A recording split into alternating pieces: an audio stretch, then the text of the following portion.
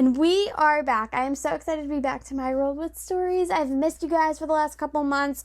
I know I took a little bit of a hiatus, but I am back and I am so excited for today's episode. It's going to be amazing and I know that you are all going to love it. You may know her best as a New York-based actor, but now she's actually the founder of a new nonprofit called the Table Read Co.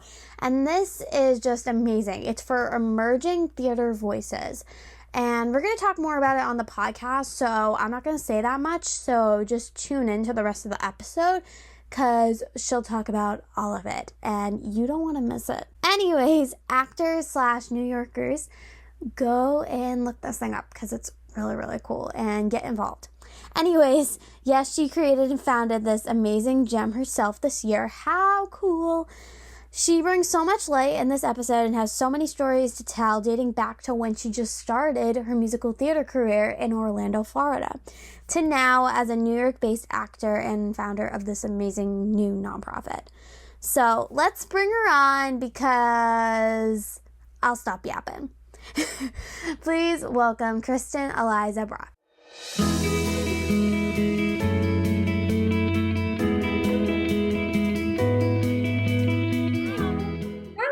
You? Good, how are you? Good. So, first off, I'm so excited to have you on today. Thanks for reaching out and coming on. So, let's jump right in. How does a person like you from like Orlando, Florida, which Florida is like my favorite place to go, like get introduced to theater? Like, how'd you get started? Yeah, so you'd be surprised. Orlando has like quite the theater scene, and I grew up just kind of surrounded with great community theater, great regional theater as a child.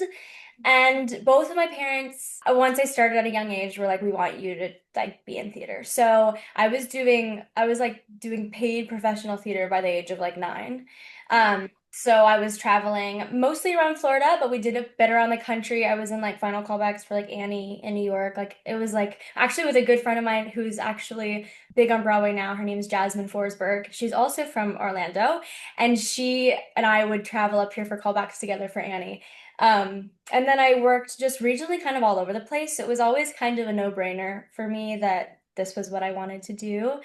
Because I was just doing it at such a young age. So I think like being a theater kid in the industry just, and then I still find work in Orlando as an equity actress a Yeah. lot because there's just a lot scene, like a big scene down there, of incredibly talented people. So yeah, good stuff. Was there like ever a moment like when you were doing theater, maybe growing up, that you were like, okay, like I'm actually good at this and I could actually make a living off of this? I probably like I hate that this is my answer, but probably when I played Annie. Like I think that playing Annie, I was like, oh, you know what, this is so fun. And I really liked, being in a professional environment and the adults that I met through that process. I was like, oh, you just love this. And I had like a big passion for it because of them.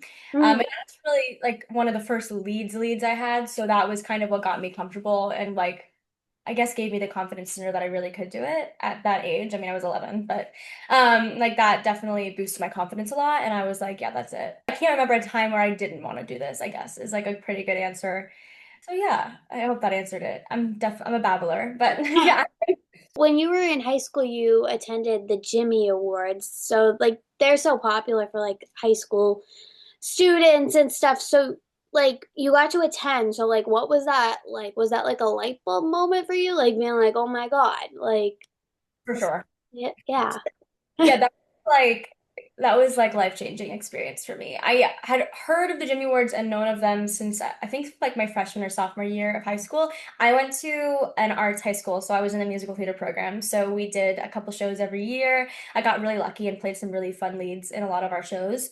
So by the time we got to our junior year, the Applause Awards, which is like the regional version of the Jimmys, was doing their thing. And I was actually my junior year, I was the runner-up to Sophia Delir and Tony Moreno, who actually won the entire Jimmy Awards, both of them that year. So they were both from our regional program. So the next year I was like, oh, I really want to go because I like had seen what it did for their careers. Mhm. Um, and I was sent my senior year with John Zamborski, a really great friend of mine. And we went together and it was very humbling also. Like I was very much, Orlando did have a lot of talent. I grew up around a lot of really incredible people, but in a way, I still feel like I was a big fish in a small pond. And my senior year, getting ready to go into college and doing the Jimmies like right away was Mm. like, oh wow. It was like there's really just like an insane amount of talent everywhere. And that was really, really eye-opening for me. And that was the year that Renee Rapp and Andrew Barthelbin won the whole thing. So that was a pretty big year. And I think that like seeing their success immediately and a lot of our Jimmy classes success was really cool. We had a good little group that year. But yeah, it was game changing for my career for sure. It definitely was a great way to be introduced, Mm. humbled, and just the growth I had through that 1 week going into college was really, really helpful to my career even now. Even now, it's still very relevant. Great program, great people. Yeah, I always see like TikToks of the Jimmy Awards on like there, and they're like so popular. It's huge now. I don't know how big, like I knew about it because I was crazy in high school. I was very Rachel Berry coded, but like it's huge now. Oh my gosh. Yeah, like everyone knows what it is. And it is literally making careers left and right. So very happy for them and yeah, big deal. Yeah. You went to college and you got a BFA in musical theater at Montclair State University, and you graduated in 2022. So, for new people attending college and getting their feet wet for the first time in musical theater, was there like something that you like learned from attending college that you would like to share that like maybe like, oh, I wish I knew this, or like here's my advice? Because there's like Yeah, a lot of newcomers in for musical sure. theater. Totally. I feel like I was really lucky. I had just an incredible class of incredibly talented, smart, and like cool people. And I think Montclair does a good job at finding those people. Like it's just people you want to be around. Um, I think if I learned anything, one, it's that really I don't college isn't for everyone. And I think that that's like I loved getting my BFA. I learned so much. I don't think you have to do it. Like I know so many people who are successful without it. For Mm, me, it was really about the connections I made. mm, Is also, I mean, incredible. But at the end of the day, I think what I look back now is like, I made some really great connections with my teachers, with my faculty that I still work with and talk to in the city now. And my class is off doing so many things. I think like my college like advice about treating college is, those people that you're with are going to be your peers, are going to be your directors, they're going to be your casting directors, they're going to be the people in the cast with you.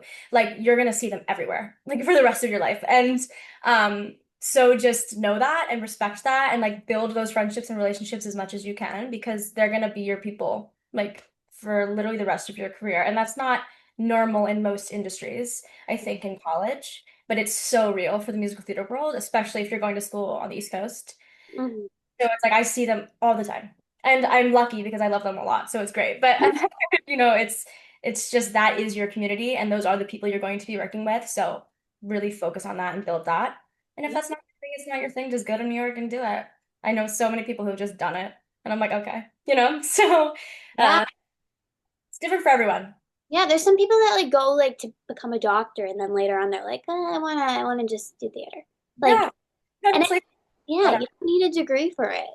I Yeah. mean, Jessica Cross had like a business degree. She didn't even have like that's one of her like my favorite things about her. She has come out and be like, I didn't do the musical theater thing. But here I am, and she's one of the most successful people on Broadway right now, probably. So it's just so interesting.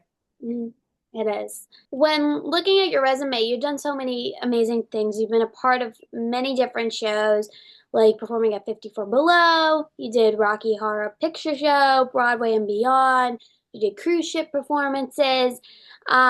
Was there maybe like a show or like a role that meant like so much to you, or maybe just during like a specific period or anything in general? Oh my gosh, I feel very connected to like every single role I've played just for different reasons. I do like believe that every single one of them ha held a special place in my heart. I think I played Millie in Thoroughly Modern Millie my senior year. It was one of the reasons I got to go to the Jimmy Awards was that role. And it just like in that moment I was like in my small town and I was about to move to New York City and she was just everything that I wanted to be like the bravery, like all of it about her. I just adored her. And I think I carry that role with me like to this day. Like I would play that role for the rest of my life. I just think that there's so much opportunity there. And just a lot of genuine emotion and but I mean there are so many roles that I've played. I mean, I even like one of them was Reefer Madness. Reefer Madness is amazing if you're not familiar with it. It's not as popular of a show, but Mhm. it is just the most fun I've ever had ever. Um, and so they all have their own little things. Yeah. And I feel very passionately about every single one of them, but I'm not going to waste your time. So that's probably the one that's closest to my heart still like to this day. I think about her. No, yeah. That totally makes sense. I think that every show that anybody does, they always have an experience with it, and it always like it's during certain periods in your Right. life.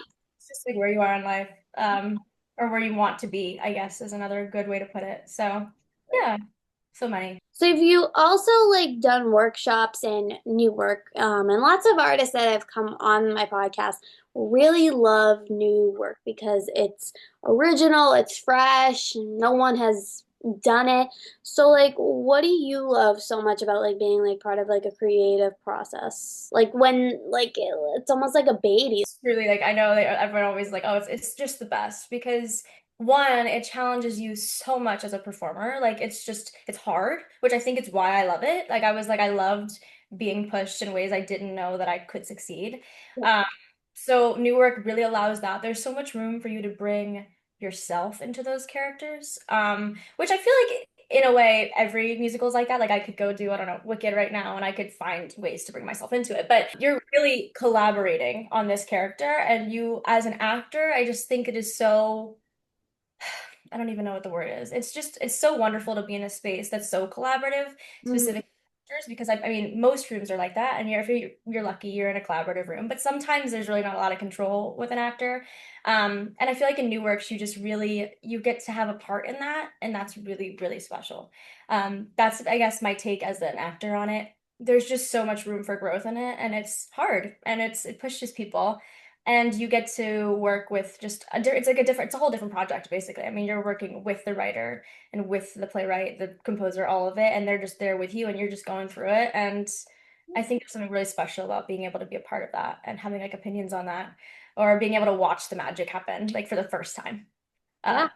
it's magical. It's so fun. So fun. Yeah. I How love like when new work comes out, like I think like this year like on Broadway the season was like crazy. There was like tons of like new work and like that's what people want to see and I want to see, yeah, for sure. Yeah, great. seeing for new stuff. Yeah, I love it. Yeah. Lately you've been doing something really amazing. Well, let's first tell everyone what it's all about. You were a part of the world premiere of a new musical, Brooklyn's Bridge, at the Dr. Phillips Center for the Performing Arts.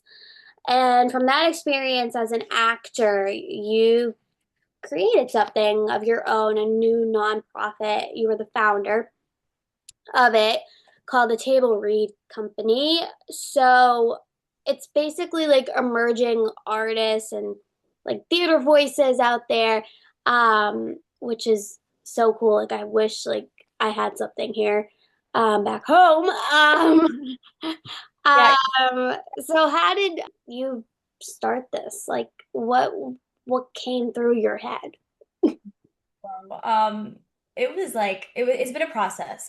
It's been something I wanted to do for a long time. I was really lucky to go back to college kind of with Montclair. They were really active in new works. I can't speak for other programs. I don't know how other programs are, but we did usually 1 to 2 new works a year. And I was really lucky to be in a couple.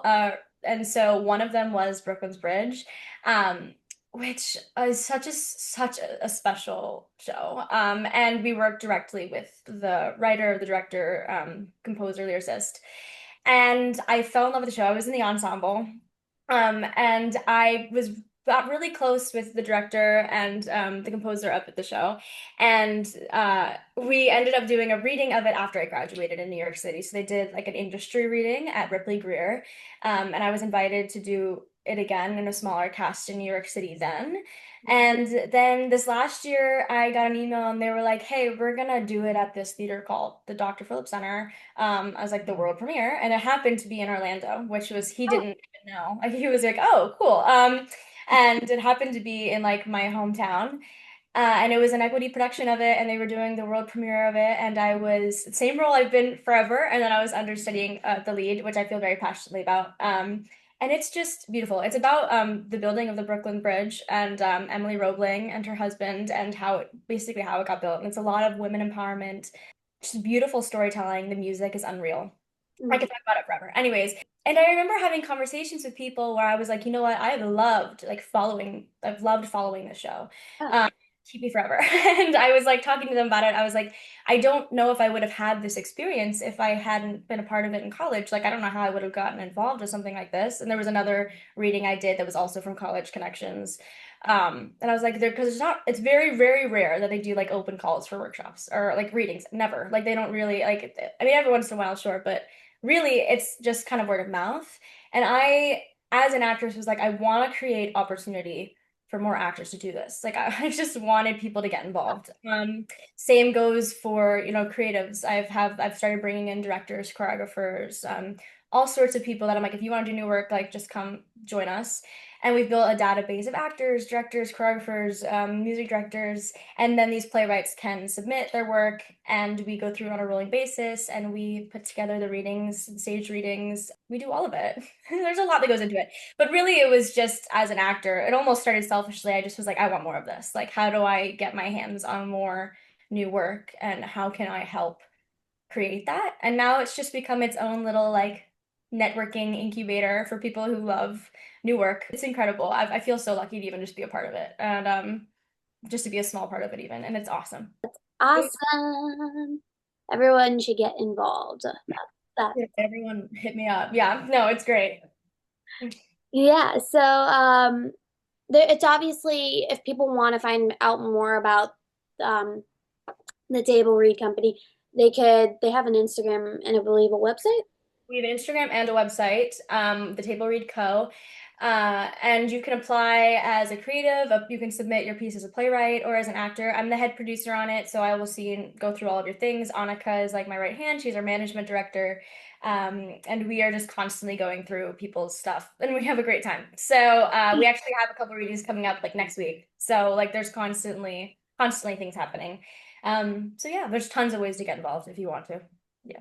You also have a really good following on TikTok with 50K plus followers. I love content creation. I mean, that's why I do this podcast. It's like my second love besides performing. So, like, what has it been like to put yourself out there and like create, like just, like create all this stuff? Like, I mean, you also do post on Instagram and stuff, but TikTok's so different. But A weird learning curve. Like I remember when I first downloaded TikTok, I was like, I'm never ever gonna post on this. Like I'm so scared. Like it was like then I posted literally my second video went viral. Like well, during COVID, and I was like, oh, now I think I had like 8,000 followers in the first oh week my of it. gosh. It was like, okay, well, I'll just keep going because it felt like easy at the time almost. It's much different now. That was like mid 2020. But yeah, I just fell in love with it really fast. I got into YouTube first initially from the Jimmy Awards. They were like, document your experience, post about it. So me and the guy I went with, we videotaped a lot and then put like a vlog up, and that kind of went a little viral for like the Jimmys. And then I was like posting a lot on YouTube. So when TikTok came along, it was very similar. It just, different vibes, but like same stuff. And I just liked sharing, about life. And it was more than just a theater thing for me. I just loved, like, I traveled a lot with like the cruise ships, and I did a lot of that stuff, like home to travel, wellness, everything. I just liked sharing thoughts on things, whether people cared or not. It almost became like a little diary for me to go back and like watch my life. Um, but yeah, it was hard at first. Like there's just like a weird energy towards it. I feel like some people are just like, oh, I don't want to like put myself out there like that, which is so fair. And Lord knows what people say or have said about me. But it's just like whatever. Like Yeah. if you're doing it and you love it, who cares? Like Yeah. just and if something comes from it, amazing. That's the other thing in this industry right now. It's just so many things are coming from social media. Yeah. So I feel like it's almost doing a disservice by not just putting yourself up there. You don't gotta be posting every day, but like just put yourself on socials, post some singing videos and call it a day. I think that's yeah, that's a big thing. And I wish it wasn't, but I mean, we have to acknowledge that that's kind of where we're at. So, Yeah. kind of what I always tell people. It's just smart to do it. Oh my God. Like people post all their reels and like all those types of videos everywhere now. Yeah, and I love watching it, so I'm a fan. But I also know that a lot of people just, they're like, I don't want that to be the industry. I don't want that to be what's so important these days. But I think again, it's so important. I think No, it's so. yeah, I get it. Who like inspires you like in the performing type of industry? Like it could be anybody, a director, an actor, anybody. I have so many. Like I could name people for days. I mean, the thing that comes off the top of my head immediately, and I hate that I'm about to say this out loud, but like Sharpay Evans, you know, like like oh my God, like that was like my life. I met her, and I was like, wow, like this is it for me. Anyways, duh. So I mean, like that's like my fun answer, I guess, would be like I really like to this day. I'm always like, what would Sharpay Evans do? I grew up being obsessed and wanting to be just like Sutton Foster. I've just looked up to her my entire life because I just thought she was so cool. I just wanted to be just like her. Everything she played, everything she did, I was like, I want to be her, which is so ironic now because I look at her as a performer and it's like I wanted to be just like her. But the thing I love about her so much is she's just so unapologetically herself in everything she does, Yeah. which has inspired me in that way too. Like now I'm like, you know what? I adore that. But I grew up being in love with musicals like Music Man, Gypsy, Crazy for You, Kiss Me Kate, like the classic Golden Age Broadway almost. Like that was like really my thing, which Mm, is funny because I don't think I'd audition for those shows now because they're not, I'm much more screlty belty girl. But those classic Broadway things were just very inspiring to me. So like the Patti LuPone, the Bernadette Peters, I just loved the classic Broadway. And to this day, like I just saw Gypsy like a week or two ago, and I was like, this is like the overture. Like it had me reeling. I was like, this is oh um, so I know I have a range. I could name a trillion things. Ray Roderick is the person who inspired me as a director and part of the writing team of Brooklyn's Bridge. It was honestly like my inspiration for this entire thing. Joe Baker, they're the ones that sent me on this adventure because I just fell in love with their process so much. But yeah, I could go on for days. Wicked is a perfect musical. Everyone's always like, "What's your favorite?" I'm like, "Wicked is a perfect musical," yeah. and I hate that that's my favorite because it's so typical. But I could keep talking. The producers like stop me. Matthew Broderick, run. Ah, there's so much to be inspired by in this industry. Oh There's my gosh. Yeah. like, It there's can like it could like be so simple. Like right. the set. Like I want to be there. Operation Mincemeat last week, and I was like, "Whoa!" Like oh my gosh! Like I'm just constantly inspired and impressed and like proud for like what just it's just like whoa, we're just doing so much, and I love being a part of this industry. So Is there any upcoming like work? Like obviously you have your new nonprofit, but like is there anything else going on? there's some stuff I can't totally talk about yet, but we are doing a couple of upcoming readings. Two next week. There's one called Broken Madonna, written by Josephine Celine. She's fabulous. That's a new musical that we're doing, and then we're producing a play called That Joint on Highway 2 by Brooke Bethel. We have some really great things coming up with the table read, and I'm a working actor, so things are just constantly coming up and down or not coming, whatever. It's it's a tough time right now, but there's a lot of stuff coming up that I'm excited to chat about on my socials. Yeah. Um, yeah, and I'm gonna keep following up with all of your fun stuff. Oh, You, thanks. I always ask this last question. Is there any advice like you would give someone that's starting out and like what like it could be in any field. Like just kind of like advice of getting into like a professional type of career almost. I always like to share, and I always started by saying I'm so still learning. Like this is something like this is probably would be my favorite question to listen to because I'm constantly taking in as much as I can. But I think one of like the big ones is, you know what, they always tell you you're gonna hear no so much, which is so real. Like it'll be 100 no's until you get your first yes. And I think that it can either do two things. It can one, allow you to like tear yourself down, or it can two, allow you to fuel yourself because of it, to like fuel up your confidence, to make you work harder, to try harder. So like in that bubble, I just think it's so important to find things that make you happy and confident about yourself that aren't this industry, that aren't this career, because it will tear you down. It absolutely like it's really, really difficult. And if you don't know yourself and know enough about yourself to be able to pick yourself back up when that stuff happens, then it's really, really, really hard. That's something I've learned over the last few years. I just really had to find other things I loved and could pour myself into so that I could pick myself up when I was down about something that I didn't end up getting that I thought I would. That's always like my biggest thing, is really just grow yourself in other ways outside of the industry, which was so not my thing. And before college, I was just Broadway, Broadway, Broadway. But it's like you just learn so much about yourself and you become a better performer by investing in yourself in other ways. The second one is something we kind of already touched on, but it's a small industry. Like it's a really small industry. Everyone knows everyone. Just be kind to everyone. Walk in the room with kindness and gratitude and gratefulness, and leave the jealousy outside the door. Love your friends, support your friends.